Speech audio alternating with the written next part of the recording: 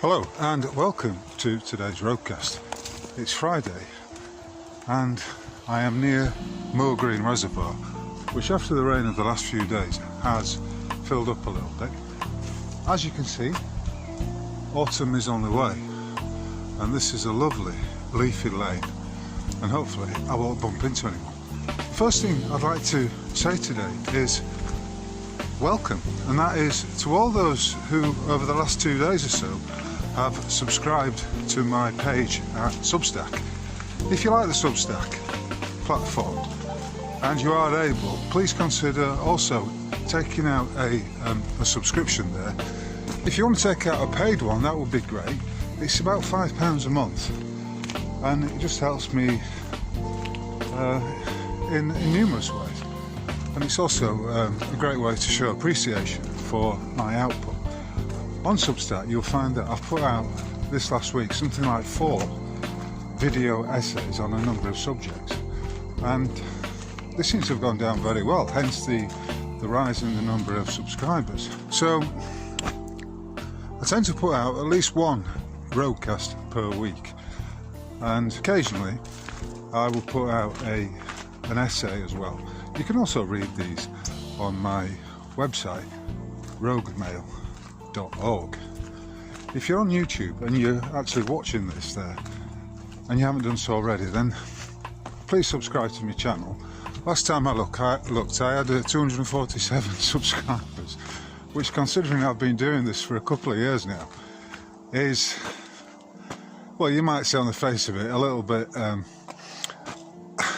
bit surprising, but on the other hand you may say that, well, given the content, given the subject matter and that which you're discussing, and you'll find that a lot of my stuff is related to the law and to the one ring that controls it all, namely the money or the financial system, which is actually a credit-based, debt-based system, then you might come to an understanding as to why I've been shadow banned, and why I also, although I do post there at the moment on Twitter, now known as X, I don't have much of a reach there either. So you could say, well, on the basis that you have such small numbers in terms of subscribers and followers, maybe it's just because you're genuine. And it's on this subject of what is and who is genuine that I wish to touch on this afternoon. But essentially what I wish to talk about is demoralisation, and first of all what it means, how it is effected, how it's put into action, and what the consequences are. Now, in order to dig into the subject, we first need to be clear about what the definition actually is. You may well be aware that if we take the word moral or morale, it's your understanding of what is good, of what is the correct course of action. If you are an individual who has maybe a decent level of morality, I was going to say a high level of morality, maybe these days it's a rare quality, but if you have a keen sense of morality, it means you know the difference between right and wrong. You know how to conduct yourself, and you know how to sort the wheat from the chaff. And the simplest way, perhaps, to test it is to ask yourself, do you understand the golden rule? And the golden rule, as far as I'm concerned, is the only law that we need to know of, that we need to practice, that we need to adhere to. And the golden rule is, do unto others as you would have them do unto you. If you know that in your head, in your heart and in your gut, then I think by definition you could be someone who is a moral person. In other words, you are an individual of high morality, or, as I said before, keen morality. Now, morale is as we know from the it's connected to the word moral. And morale can be defined as having moral principles or moral practice. And it's from the French word morale, meaning morality, good conduct. It means mental condition as regards confidence, courage, hope, etc. So let's just look at that expression. Confidence, courage and hope. The opposite of morale, you might say, is someone who has low levels of morality, who does not understand the golden rule and acts maybe in a criminal or in ways that are harmful to other people. You know, the sort of individual who has no empathy and will constantly ride roughshod over your rights. You know, for instance, your right as a parent to see your children, and the right of your children to have access to you whenever they so desire it. I would say someone who denies a parent that right is somebody who is demonstrably of low morality. Now, there was a Russian, or sort of say Soviet Union defector, I think his name is Yuri Bezimov. If I've got that wrong, I'll make the correction. But he defected to the US. He basically explained what was behind Soviet Union propaganda, what its intentions were, and how the playbook was written to operate in the Western world during the Cold War and beyond. So we're going back here to the late 1940s through the 1950s into the 60s. And Yuri Bezimov basically said that the Soviet Union and its propaganda machine was in the business of demoralizing the United States of America. And if we look at the definition of the word demoralize, we can see exactly how it is the antithesis to someone who you may say has healthy levels of morality. Demoralize, to corrupt or undermine the morals of, from de and morale. De, or de, meaning to remove. So, to demoralize is to remove someone's sense of morality. You know, when I was growing up, and I know that's an expression I use rather frequently, and it's a long time ago now, it's the expression, it's demoralizing, was one that my mother would use. God bless her. She used a lot of these expressions which for some reason or other have stuck. And she meant it in the sense that, it was disappointing that what you did or what you said didn't have the effect, or that someone's behaviour had the effect of disappointing you, in the sense of demoralising you. It wasn't an accurate definition compared to that which I've read out just now. But I did get the sense of it from an early age, that if something was demoralising, it was never a good thing. It was something that should be avoided. So demoralise means in the sense of lower the morale of, deprive of courage and confidence. So in colloquial use it means to throw into confusion. And why have I brought up the subject of demoralisation today? I've mentioned it before and it's worth revisiting. There are a number of what you might call social media influencers, particularly who dominate or who are given free rein, as it were, on platforms like X, Twitter, and I dare say Facebook, although I don't go on Facebook that much. And they come out with phrases like, the UK's finished, London has fallen, Western civilization is over, And these are what you might call clickbait headlines. But ultimately, what is their effect?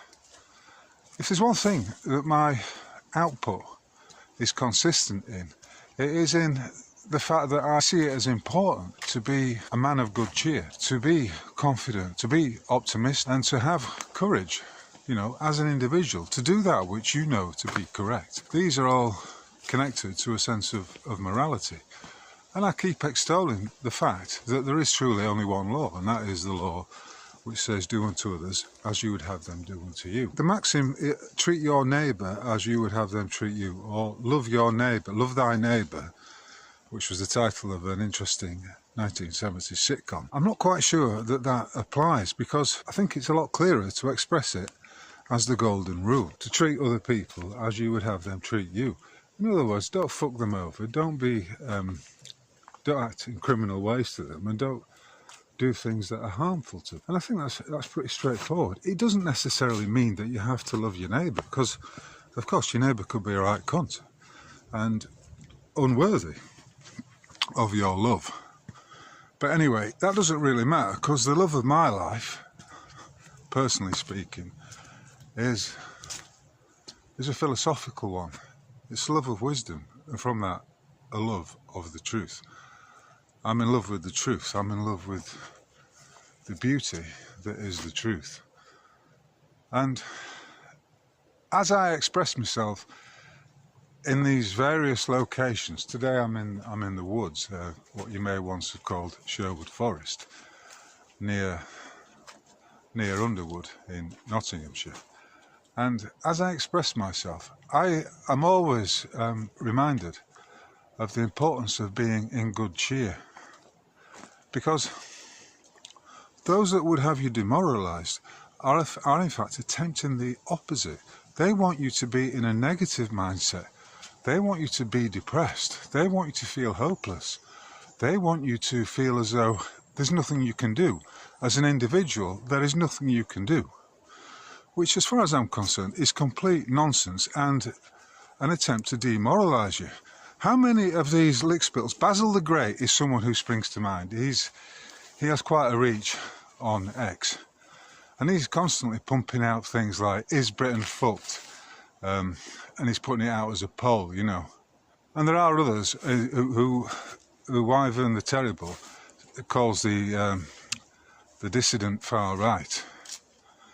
You know the types I'm talking about. Those who are also pushing the fear and demoralising you to the extent where they're constantly pointing out, for instance, the sheer volume of illegal aliens that have flooded into Britain, but they're not telling you how to resist it as an individual. In other words, look into what I'm advocating, right? And I'm only speaking to you as an individual, not as a group, not as a collective, because remember, the antidote to the attempt to collectivise you into a hive mindset, the antidote to that lies in the individual, the sovereign individual who remains confident, who will take action, and who has a high sense of morality. If this isn't you, then you might as well stop listening right now. But I would imagine this resonates with the majority of those who are listening right now. He's not the only one. There are others. And you do wonder who is financing them and what their intention is. Even if they don't know it, are they engaging in a program of demoralisation without even knowing it? Are they attempting to stir up the collective psyche, as it were, and get groups out there to confront the system, to line up against the bovine fools that you find in the ranks of the police forces? Are they attempting to cause civil unrest, to cause an uprising? Well, this week I put out a video essay on this very subject of what we can call false flags, and not far from here, maybe a couple of miles in that direction, is what was the site of the Butterley Ironworks, and the place where in 1817 there was an uprising, or an attempted uprising, in which the local men were gathered together. But it turned out that they were being led by an agent provocateur, a government agent called Richards, who was known by the name Oliver the Spy. And Oliver the Spy had been released quite recently from a debtor's prison and was working for effectively the secret services. He was an agent provocateur, someone who was placed to act in the role of a dissident or a rebel. And his aim was to stir up the people to such an extent that the men got together with the pikes and pickstaffs and were to march on Nottingham. I mean, this was a time of just like it is now, you could say, of extreme governmental overreach and poverty and people going hungry, as well as the time of the introduction of a lot of new technology into the mills, which was going to make the individual spinners and mill, a lot of at that time, those who worked in the wool and the cotton industries may well have been working at home, but the industrialisation of the industry and the creation of the factories meant that those individuals who were largely working in the cottage industry, their livelihoods were seriously threatened. You know, the factories with their machines could outperform the individual woolen workers or cotton workers, you know, producing a cheaper but not necessarily higher quality of material. But the point is that the populace were dissatisfied and had had a gutful of the rulers, the false puppeteers, who were deeming themselves to be their intellectual and moral superiors, who were presiding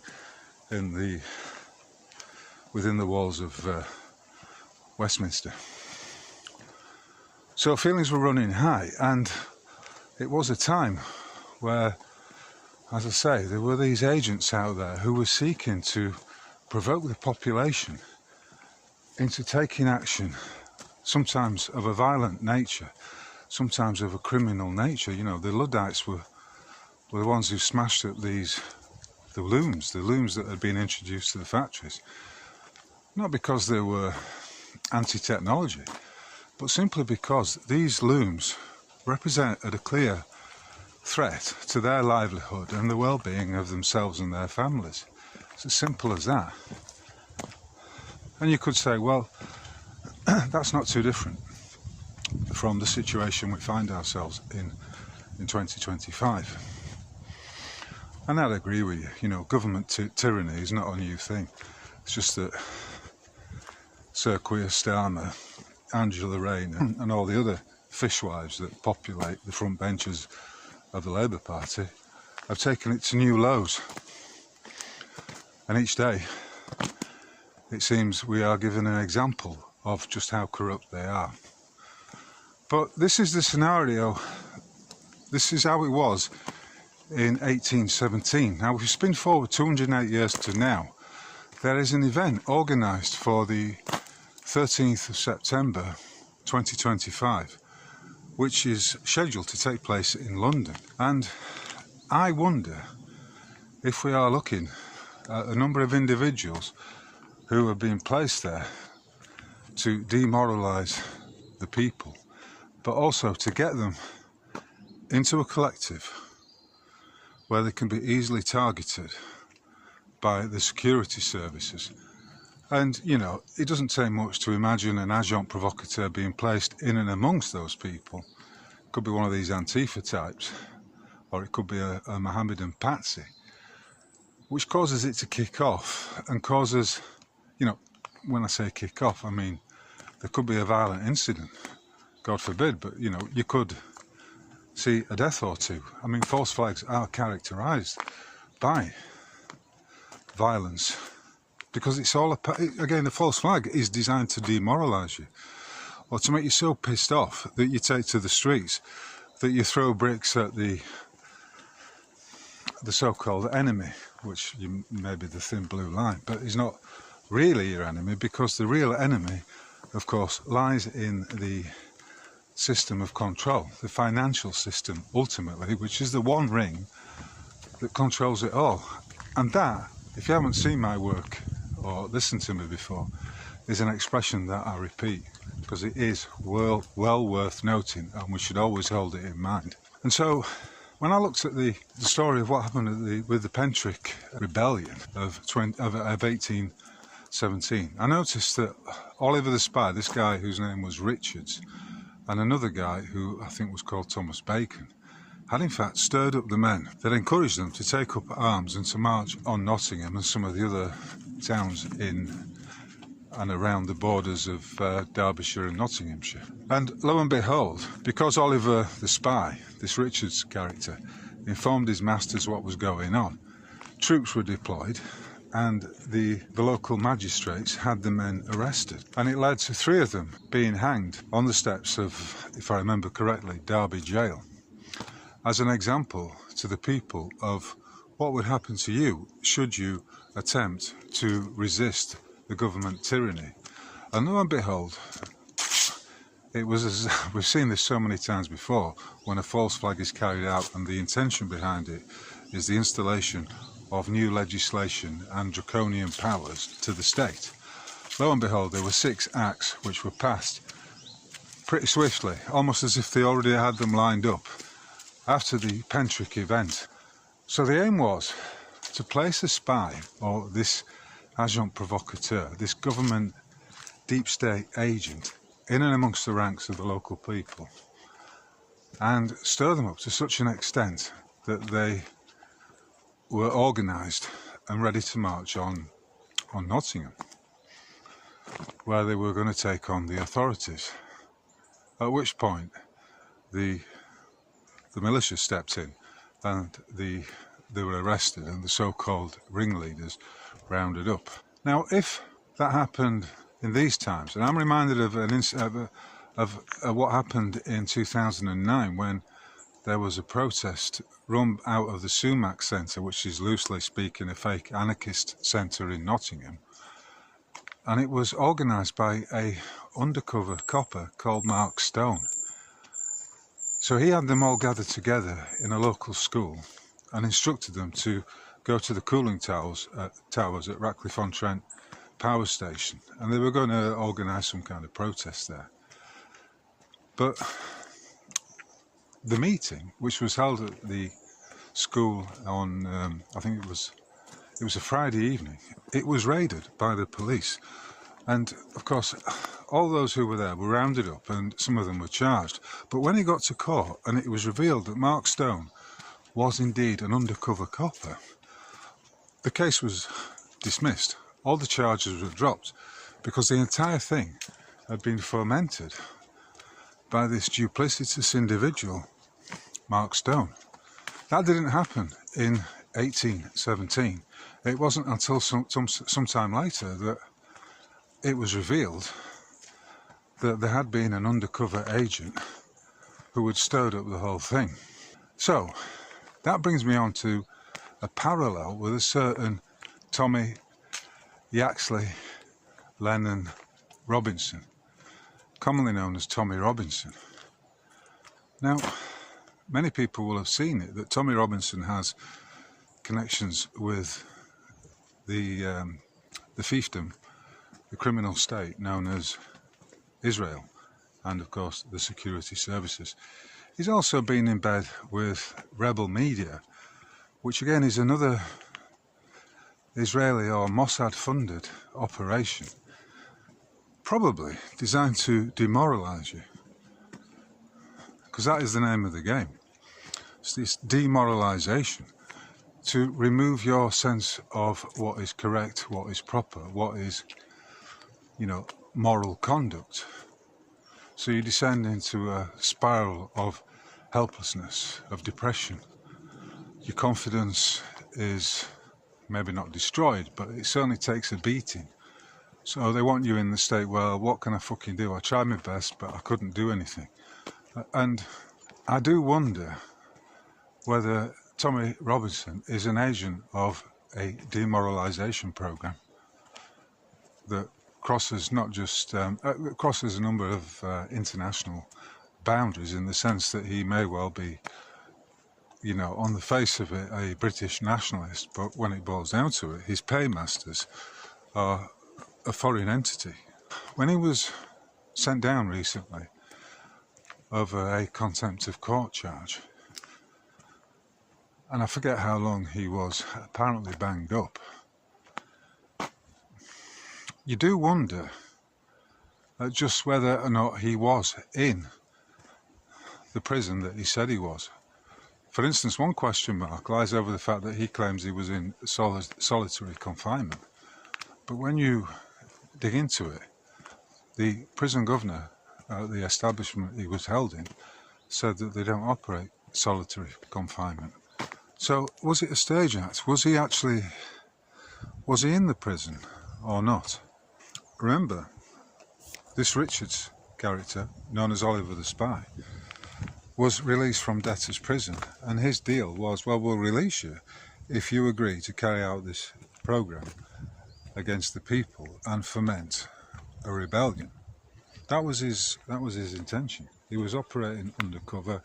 He was an informant who was gathering information about those individuals who may well, and with good cause, be anti-government, be dissident to the government. He's down as one of the speakers at this event on the 13th of September, and so is a certain Katie Hopkins, who, if you look at her biography, was at the age of 18. She was trained at Sandhurst as an intelligence operative in the army, but we're supposed to believe that this woman has seen the light. But again, she's got connections with Israel, with Zionism, just the same as Tommy Robinson has.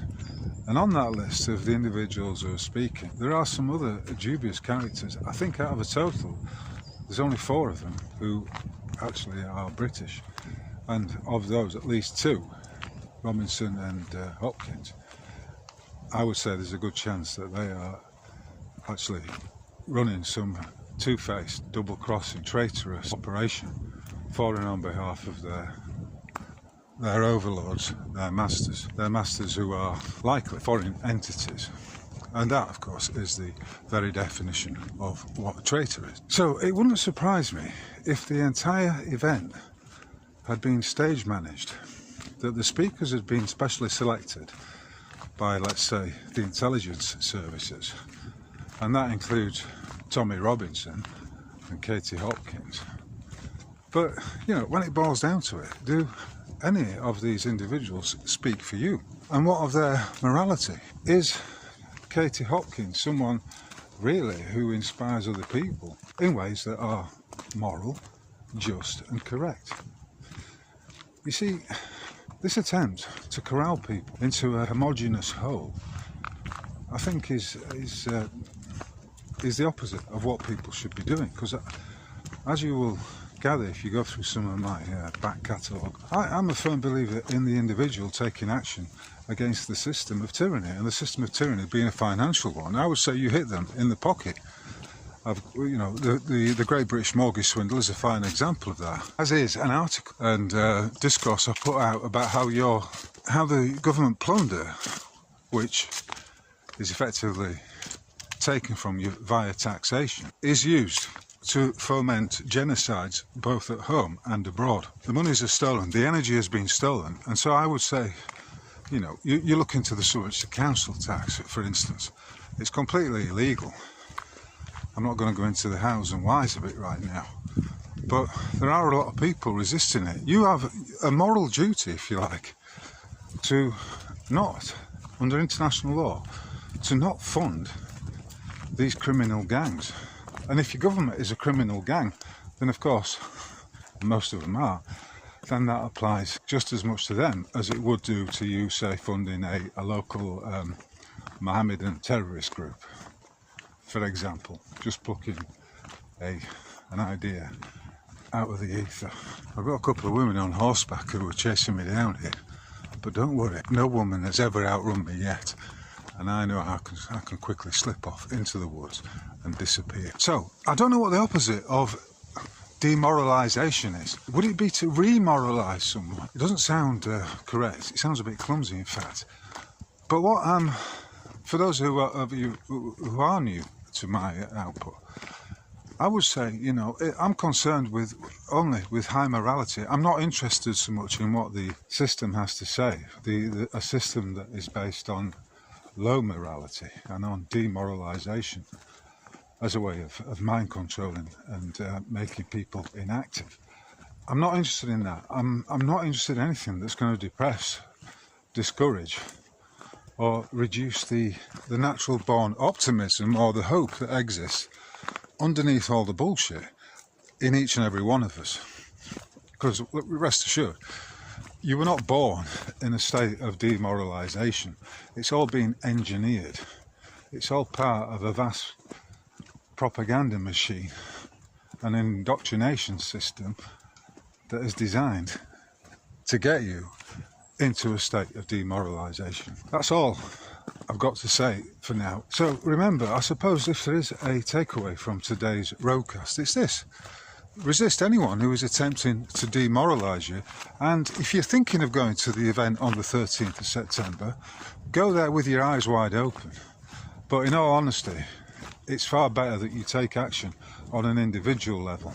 You know, for instance, challenging your mortgage, challenging the legitimacy of the council tax and your obligation to pay any taxes come to that. And if it involves you writing letters and digging into the legal system, then so be it. That's how it should be. You take action as an individual, and when you are acting out of a keen sense of morality, you can take the position of the righteous. You know, to coin a phrase, better to be far right than far wrong.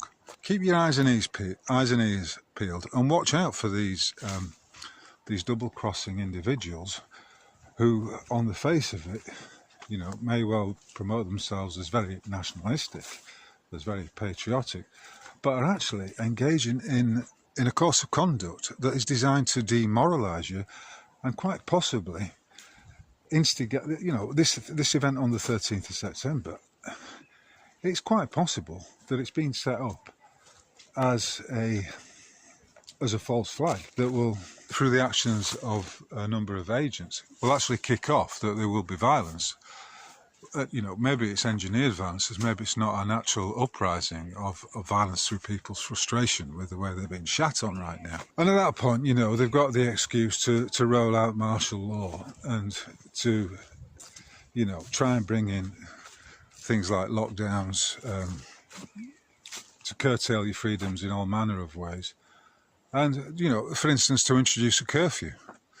So, you know, they might say, well, because of the violence at this event in Trafalgar Square, or wherever it is, we are going to insist that all white men are to be held under a curfew between the hours of, say, 7 in the evening and 7 in the morning. I'm not saying that's going to happen, but is it really a far-fetched idea to suggest that this may well be the intention? I'm always very, very suspicious of events like this that are so well organised and where you've got already a roster of speakers, none of whom speak for me. I mean, fucking hell, Tommy Robinson. No, he doesn't speak for me. And Katie Hopkins, well, fuck that. Absolutely no way does she speak for me. So that's the point.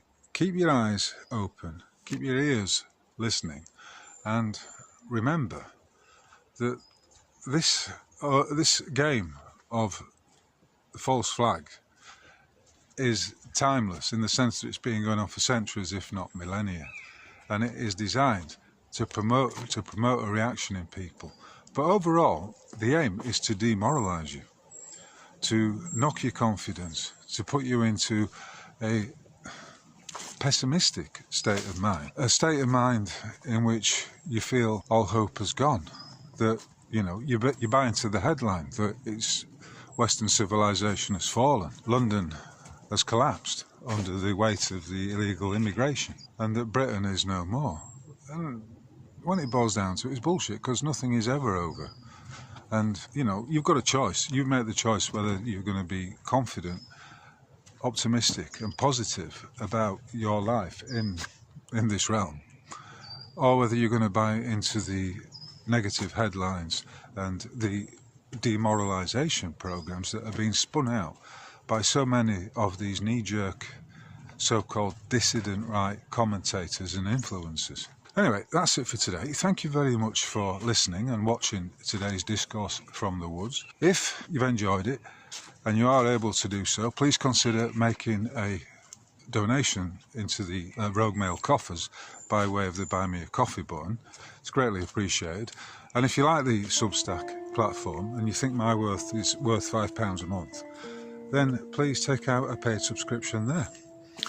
And if you're watching it on YouTube, again, show your appreciation, like and subscribe and all that bull. And let's see if we can get some high morality out to the people. I'm not really after a large audience. You could say, well, you're not going to get one, because if you're talking about stuff like this, most people have low levels of morality, so they're not going to be interested, or they literally won't understand what you're on about. But it boils down to this: if you know in your heart and in your head and in your gut that we treat other people as we would like them to treat us, then you know what the golden rule is, and you, by definition, are a highly moral individual. And for that, I salute you, because, you know, we are of the same ilk. So, until the next time, my friends, thank you for listening and reading, and I'll catch you on the flip side. Cheers.